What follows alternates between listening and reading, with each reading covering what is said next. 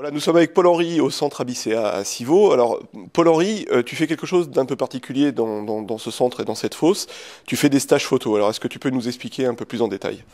Oui, dans le cadre de Vermarine Abicéa, j'organise des stages photo numériques avec la fosse, salle de cours, balnéo, et des stages destinés à tout niveau, et aussi des stages personnalisés comme celui qui a lieu aujourd'hui pour une personne avec un sujet bien précis.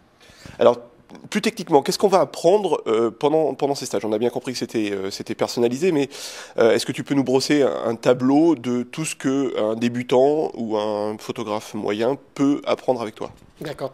Ben, pour un débutant, par exemple, on va voir tous les termes techniques, on va voir les caractéristiques des appareils, et il va y avoir des conseils pour acheter du matériel photo, ce qu'il faut choisir, ce qu'il ne faut pas choisir, et les appareils, les caissons, donc des conseils d'achat et des conseils d'utilisation avec les grandes règles de la photo sous-marine pour partir du stage au bout de 2 jours en ayant réussi de la photo euh, d'ensemble, d'ambiance et aussi de macro.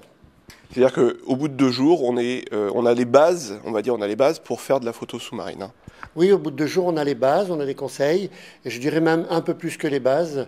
On peut déjà faire de bonnes photos en ayant fait 2 jours de cours. Même si c'est un peu intense, on travaille pour que les gens qui viennent en stage puissent réussir des photos lors de leur séjour en mer.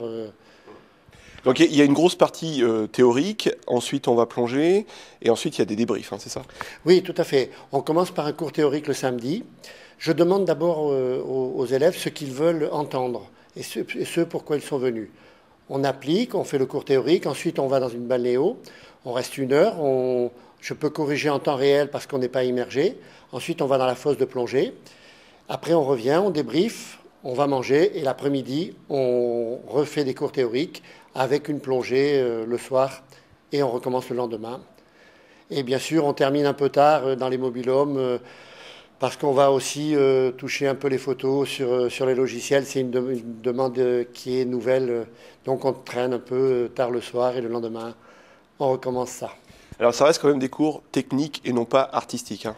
Oui, tu as raison de signaler. Ce sont des cours vraiment techniques. Vitesse, diaphragme, balance des blancs, le zoom, l'anti-macro, l'anti-grand angle, fisheye. Et je ne rentre pas du tout dans le cadre d'une composition artistique de l'image. Là, c'est vraiment un cours très technique sur comment faire de la photo sous-marine. Mais